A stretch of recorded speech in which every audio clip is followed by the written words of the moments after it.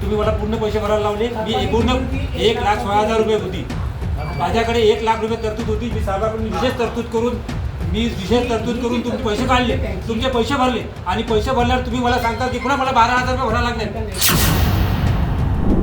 वर्धा जिल्ह्यातील हिंगणघाट पंचायत समिती अंतर्गत येणाऱ्या धामणगाव सातेफळ या गावात सध्या पाण्याचा प्रश्न गाजतोय.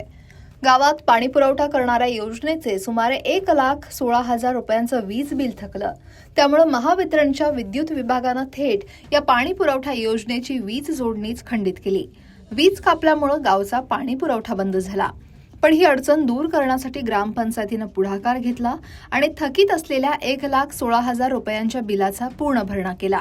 बिल भरल्यावर वीज पुरवठा पूर्ववत होईल आणि नळाला पाणी येईल अशी आशा ग्रामस्थांना होती. पण प्रशासनाचा अजब कारभार इथेच थांबला नाही.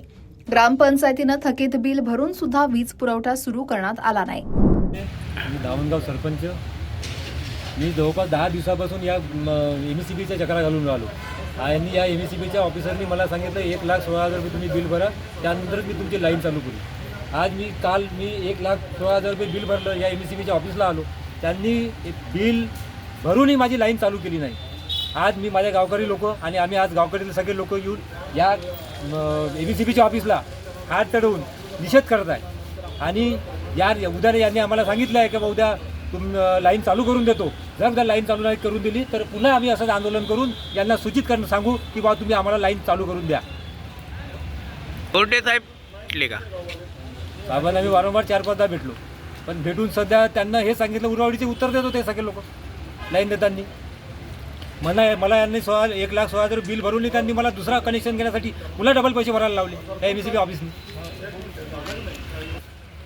जर 11 दिवस झाले गावाचा पाणी पुरवठा बंद आहे. जेव्हा ग्रामस्थांनी याबद्दल विचारणा केली तेव्हा विद्युत विभागाचे अधिकारी गोरडे यांनी मीटर PD म्हणजे परमनंटली डिस्कनेक्टेड झाल्याचं कारण पुढं केलं. एवढ्यावरच न थांबता वीज पूर्ववत करण्यासाठी आणखी 12,000 रुपये भरावे लागतील असा तगडा आदेश त्यांनी दिला. अधिकाऱ्यांच्या या अडेलतट्टू भूमिकेमुळे गेल्या 8 दिवसांपासून धामणगाव सातेफळ इथले नळ पूर्णपणे कोरडे ठाक पडले आहेत. पिण्याच्या पाण्यासाठी दैनंदिन वापरासाठी ग्रामस्थांना आणि महिलांना मैलोन मैल भटकंती करावी लागते. गावकऱ्यांचे हाल होत आहेत. या अन्यायाचा जाब विचारण्यासाठी अखेर हिंगणघाटचे गटविकास अधिकारी पाटील आणि सरपंच हेमंत शिंदे यांच्यासह शेकडो संतप्त ग्रामस्थ थेट महावितरणच्या कार्यालयात धडकले. पण तिथे पोहोचल्यावर गावकऱ्यांचा संताप अनावर झाला, कारण ज्या अधिकाऱ्यानं 12,000ची अतिरिक्त मागणी केलेली ते कार्यकारी अभियंता गोरडे कार्यालयात उपस्थितच नव्हते.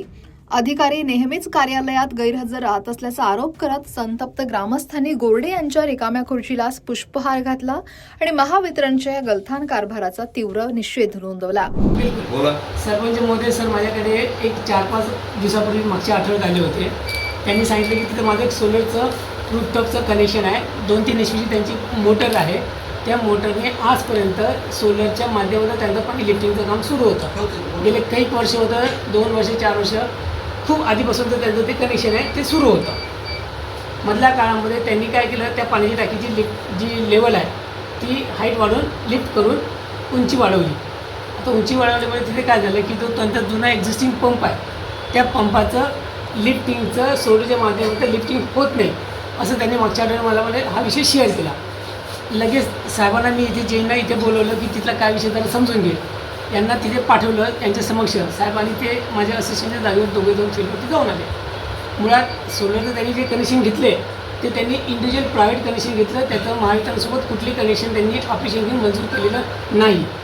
ओके, एक पहिला मुद्दा. त्याच्यामध्ये काय झालं की आता त्यांचं जे सोलरचं रूफटॉपचं जे पॉवर आहे जी त्या मोटरच्या शिवाय जी तिथे जनरेट होते ती जनरेट करता रूफटॉपचा फंडामेंटल्स काय आहे की आपण मंजूर करतो 3 kW 5 kW जी काही आपली प्रणाली आहे ते मंजूर करून त्याचं इम्पोर्ट एक्सपोर्ट मीटर तिथे लावतो आणि मीटर लावल्यानंतर जेव्हा पॉवर त्यांचा येतो तेव्हा तो डायरेक्ट वापरला जातो. जेव्हा ऊन माझा प्रकाश पडलेला आहे, जेव्हा माझी मोटर चालू आहे तेव्हा तो पॉवर डायरेक्ट त्या मोटरला जातो.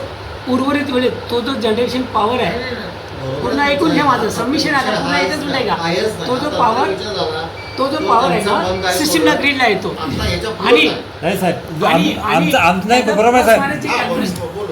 प्लस मायनस त्यांचं कॅल्क्युलेशन आहे. त्यांनी जी वीज तयार केली रूफच्या मार्फत ती बेनिफिट्स त्याला मीटरच्या बिलिंग मार्फत त्यांना बेनिफिट्स मिळतात. म्हणजे इम्पोर्टमध्ये 100 आले, महाराष्ट्राकडनं 80 घेतले, 20 रुपये त्याच्याकडे जमा झाले, 20 रुपये जमा झाले, ते 20 रुपये कॅल्क्युलेशन पुढच्या बिलिंगमध्ये त्यांना बेनिफिट मिळतं. नाही साहेब, आपण आमचा साहेब सोलरचा विषय नव्हता, माझा विषय सोलरचा नव्हता, माझा विषय नियमित बिल भरूनही केवळ तांत्रिक कारणं आणि अतिरिक्त पैशांच्या मागणीमुळे एका गावाला पाणी नाकारलं जाणं हा प्रशासकीय निष्काळजीपणाचा कळस आहे. 8 दिवसांपासून पाण्यासाठी हाल सोसणाऱ्या या गावकऱ्यांना न्याय कधी मिळणार? वीज बिल भरूनही अडवणूक करणाऱ्या अधिकाऱ्यावर वरिष्ठ काय कारवाई करणार याकडे सगळ्यांचं लक्ष लागलंय. वर्धाहून रवी येनोरकर सह ब्युरो रिपोर्ट, लोकमत.com.